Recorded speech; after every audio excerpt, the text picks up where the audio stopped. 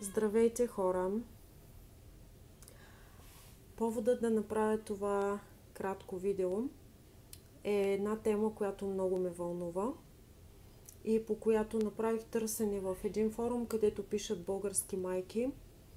Резултатите от това търсене бяха много интересни за мен.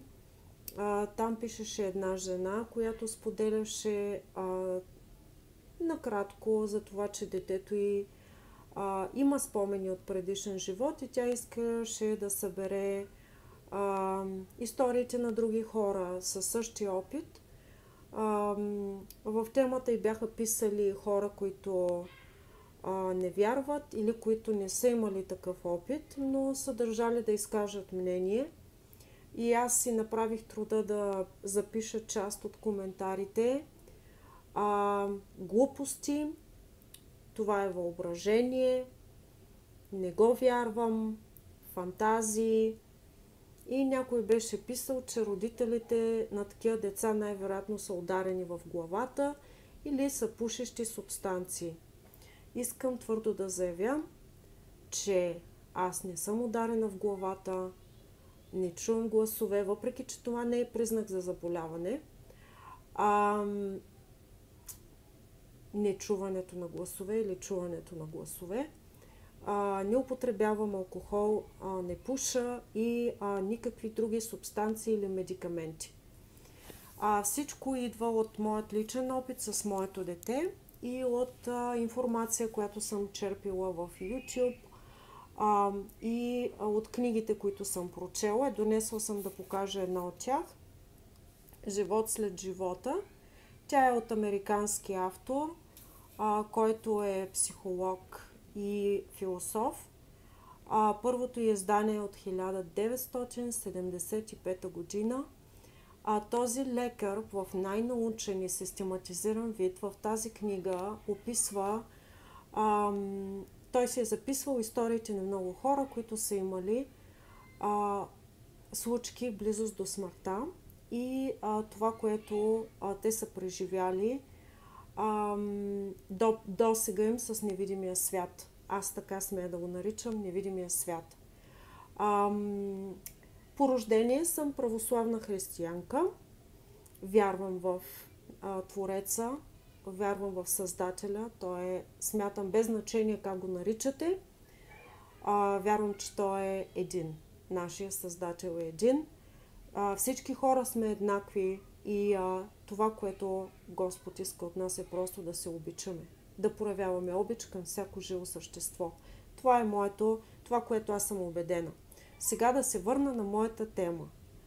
Защо реших да говоря по тази тема и да изляза от зайшката си дупчица и да го заявя смело? Моето дете, което е на 4 години и половина, има спомени от предишен живот.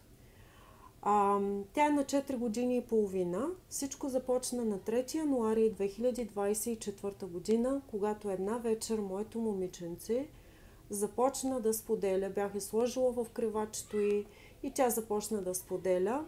Каза ми, дядо ме целуна и ме събуди, но аз исках да спя още.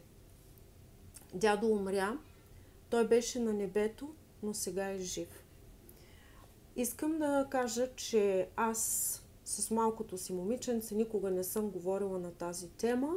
Темата за смъртта не че е табу, но аз съм на мнение, че децата трябва да получават информация, когато я потърсят. Ако детето ми зададе въпрос, аз ще му отговоря според това какво неговото съзнание, според неговата възраст може да приеме като информация. Тоест, тя никога не ми е задавала въпроси на тази тема и ние никога не сме говорили за това. Това си бяха чисто нейни думи, те не бяха дошли от мен или от някой от семейството. Сега тук трябва да вметна, че родителите на съпруга ми и моите са покойници. И когато тя ми сподели това, аз реших, че някой от нашите починали бащи я е посетил и ми стана много приятно. Аз вярвам в това, че нашите починали близки са винаги с нас и Реших обаче да затвърдя предположението си, като извадих стари снимки и показах снимките на двамата и дядовци, моя баща и бащата на съпруга ми. Тя не ги позна. Следващият ми опит отново с тяхни снимки от тяхната младост, които и показах, тя отново не ги разпозна, на което на мене ми звънна към банка, че става въпрос за някой друг дядо и това не са нашите бащи. От този ден нататъка дядо започна да присъства в нейните думи почти ежедневно. Тя започна да разказва за него. Сега аз съм си записала, водила съм си записки по дати. На 19 януари ми е разказала как е била на риболов с дядо си. Февруари месец тя веднъж ми каза: преди бях момче, сега съм момиче, смених телата. Също така, мое убеждение лично е, че децата избират своите родители. В смисъл, духът преди да се всели в тялото, преди то да се роди, решава какво да му се случи в този живот, който му предстои, и той избира родителите си. И една вечер аз така съвсем спонтанно, в прилив на нежни чувства към нея, и казах: благодаря ти, че си ме избрала да бъда твоя майка. И тя ми каза: бях накарана. И аз останах много озадачена от това, но малко по малко с поделеното от нея парченцата от пъзела ми се наредиха. Един ден тя направи на рисунка. Каза, че това е рисунка за дядо й. Нейното братче близнак и каза: но твой дядо е умрял. А тя каза: не, той ще дойде.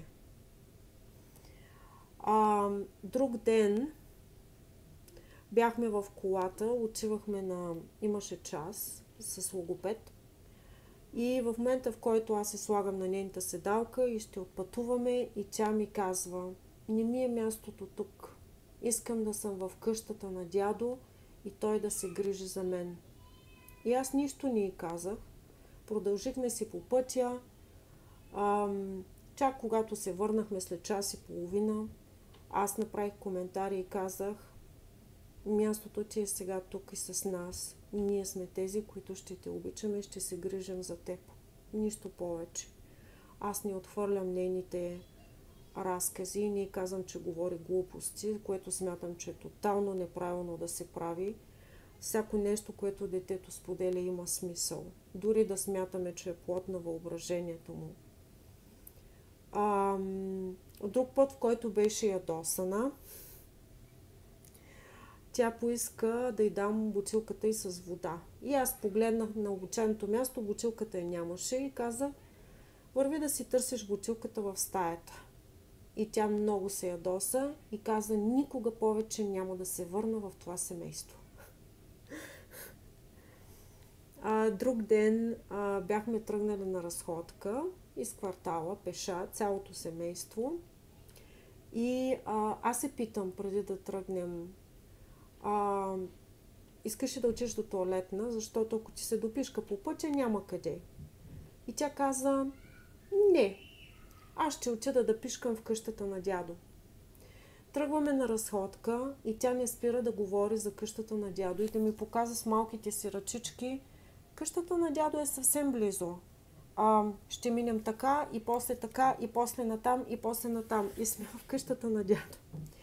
И трябва да ви кажа, че в края на тази разходка и тръгнахме да се връщаме към къщи и тя беше изключително тъжна и разочарована, че не сме отишли до къщата на дядо й. Друг случай, тя казва: моя дядо обича тъмносиньо. И детето, на което го каза, я пита: къде е дядо ти? И тя каза: дядо е далеч в пространството. Детето я пита: значи ти трябва самолет, за да отидеш при него. и тя каза: дядо живее много близо, но много далеч. Мене страшно ми харесаха тези думи и реших дори да ги запиша. Друг случай, в който пак е била разстроена и разочарована от мене и е плакала и ми е казала: искам дядо да дойде да ме вземе. Трябва да ви кажа една друга случка. Това се случи на 3 април тази година, по време на вечерната ни рутина.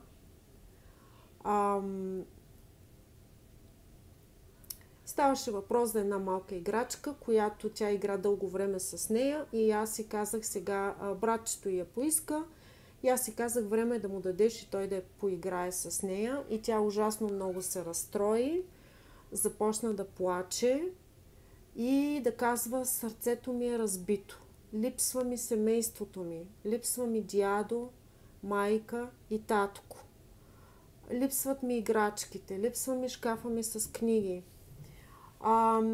Започва да оглежда нашата всекидневна и започва да ми обяснява, че в тяхната всекидневна е имало това също, но е нямало това.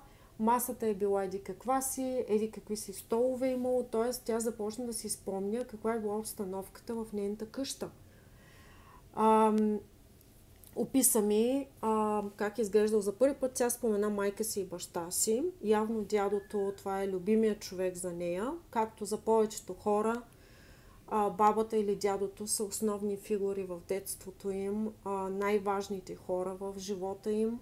Както е било и за мен с моята баба, в нейния случай това е бил нейният дядо. Майката и бащата бяха споменати за първи път. Тя каза, че баща й описа го, че няма коса, но има мустаци. Тя не говори в минало време. Тя ги описва сякаш те са живи сега и съществуват. Каза ми, че майка имала дълга коса, черна като моята. И съответно ми сподели също нещо много. Не спираше да плаче, не спираше да страда. Каза, че къщата е била разрушена и тогава дядо я е довел в моята къща. И в същата тази вечер беше неутешимо. Опитах се, какво ли не се опитах да й кажа. Съжалявам.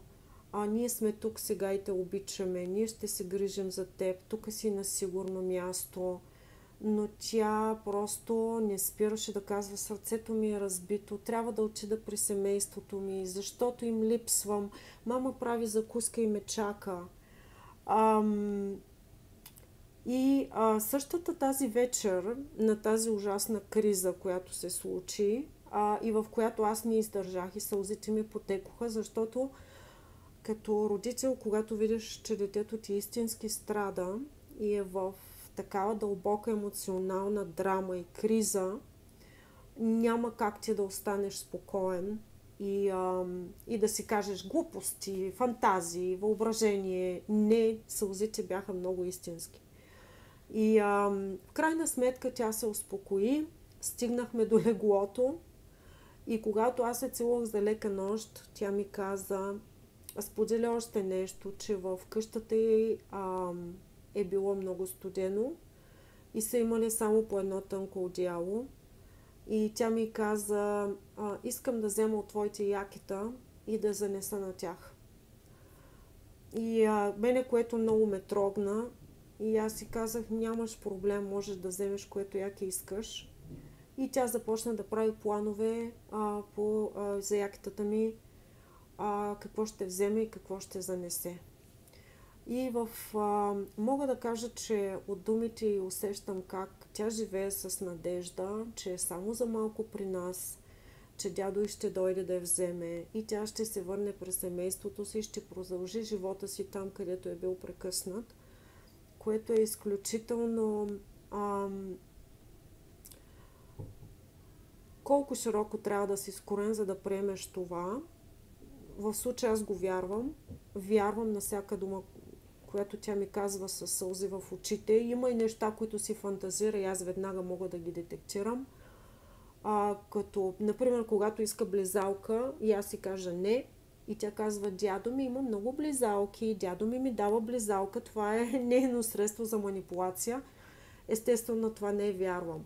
Но думи, които са изказани с дълбока тъга и много с сълзи, с искреност, това идва от душата и аз го вярвам.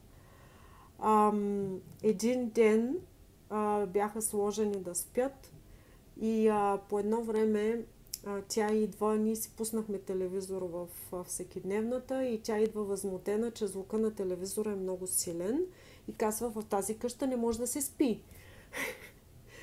При което ние намалихме звука на телевизора, аз се върнах в креватчето им и по-късно братчето й спомена. Той каза, знаеш ли, тя каза нещо странно онази вечер, кога ще мога да избягам от тази къща. И това е бил коментар й, когато звука на телевизора й е пречил да заспи. Един път си позволих да я попитам, дядо ти идва ли да те вижда? И тя ми каза да. И аз се попитах, и какво ти казва? И отговорът беше, че трябва да ходя на училище с теб. И аз реших, за да съм сигурна, че интерпретирам правилно тези думи, я попитах, поискала си дядо ти да те вземе и той ти е казал, че трябва да стоиш с мен, за да ходиш на училище. И тя каза да. За да допълня, че Майя е необикновено дете, така е името й, това е Майя. Мога да кажа история от най-ранното й детство, което много ни озадачи също с баща й. Тя беше бебенце, новородено на 3 месеца. Когато един ден забелязахме и двамата с баща й, в очите й се четеше невероятна тъга. Тъга, която толкова нетипична за новородено бебе. Знаете, че новородените те спят. В повечето случаи в един момент наблюдават за обиколния свят. Значи това дете имаше такава дълбочина и такава тъга в очите му, че беше просто стряскащо. И ние се опитвахме да й говорим, да й се усмихваме, да я обгрижваме, да й даваме цялата си любов. И нейният отговор беше, тя не плачеше, но очите й бяха навлажнени. И нейният отговор беше само една усмивка, като благодаря ви, много сте мили, и пак си потъваше в тъгата си. И това беше в продължение на цял ден. Това малко бебче страдаше мълчаливо. Баща й, който по принцип не е човек, който забелязва, не е чувствителен към емоциите на другите, той също го забеляза и го коментира. И аз в този момент, тъй като имах 2 новородени близнаци и бях на тематиката за внезапната смърт на новороденото, и бях чела една статия, написана от майка, която е загубила детето си точно по този начин, най-неочаквано. Не мисля, че беше на 9 месеца. И тя разказва в разказа си как точно във вечерта преди детето й да си замине от този свят, тя е правила видео. И на това видео, когато го е гледала по-късно, детето вече изглеждало сякаш се прощава с този свят. Изглеждало е сякаш вече няма живот в него. И нещо ме подбъзна, като видях тази дълбока тъга в очите на 3-месечно бебе, и нещо ме подбъзна, че може това да е и моя случай. Може би тя се прощава, може би иска да си ходи. И хвана ме страх. И вечерта, преди да я сложа в леглото й, взех я, хванах я здраво в прегръдката си и докато я носех към стаята и прошепнах на ухото: мама много те обича и ти никъде няма да ходиш, чуваш ли? Само това и казах и дадох цялата си любов. Един заряд енергиен от любов. И на следващия ден нямаше тъга в очите на бебчето ми и тази тъга аз повече не я видях. Моята версия за това нещо е, че тя според мен е имала спомени още тогава, но съответно е трябвало да дойде времето, в което тя да проговори и да може да се изразява вербално, за да може да започне да разказва. И други дребни случки, в които ме е впечатлявала когато съм я поглеждала в очите и съм имала усещането, че тя е същество, което е по-висше стоящо от мен. Може да ви се стори странно, откачено, но ще ви разкажа една ситуация, в която не ми харесваше поведението на голямата й сестра. И беше вечер и трябваше да си мием зъбите, да се подготвяме за сън. И какичката не ме слушаше. И аз бях много ядосана и казах: в този момент съм ти толкова ядосана, че не искам да се грижа за теб. Не искам да ти мия зъбите, не искам да те къпя, не искам да те виждам. И извиках майчето да измия нейните зъби. Какичката се оттегли настрани, разстрои се. Идва майчето при мен да й мия зъбите. Първото нещо, което тя направи, беше да ми даде прегръдка и да ми каже: мамо, обичам те. След това ме поглежда в очите и ми казва: не дей да бъдеш лоша с Гона. Тя така нарича сестра си, това е нейно измислено име. Трябва да ти е жал за нея. И така ме остави замислена. Тя се яви в ролята на миротворец. Това малко момиченце, тя тогава даже беше на 4 вече, тя се яви в ролята на миротворец. Тя не обича да вижда хора, които страдат, хора, които се карат, хора, които плачат. Измих и зъбите и думите продължиха да ми работят в съзнанието и реших да отида да видя голямото си момиченце. Намерих я свряна в гардероба и обляна в сълзи. И в този момент думите на висшестоящото същество си оказаха ефекта. Аз просто, сърцето ми се разтопи, разтворих ръце, приех голямото си дете в прегръдките си, казах и, че съжалявам, казах и, че я обичам, че не искам да се караме, че трябва да се слушаме и да се разбираме от една дума и така. Миротворецът си изпълни мисията. Имало и други ситуации, в които ме е виждала ядосана или съм била на път да се скарам на някого и тя идва при мен и ми прави така, за да ме успокои. Или пък имаше друг път, в който имаме си люляка в двора и имаше клони, които бяха изпречени и аз взех и че отрязах едно клонче и тя веднага изтича и ми каза: защо нараняваш дървото, мамо? Това са си абсолютно нейни идеи. Аз просто след такива ситуации просто я гледам в захлас с паднало чене. Това държах да го разкажа, за да допълня образа на Майя, за да покажа, че в моите очи тя е специално дете и аз имам най-голямо уважение към нейните мисли, емоции, всичко, което преживява, всичко, което споделя с мен. И с това ще приключа с това видео.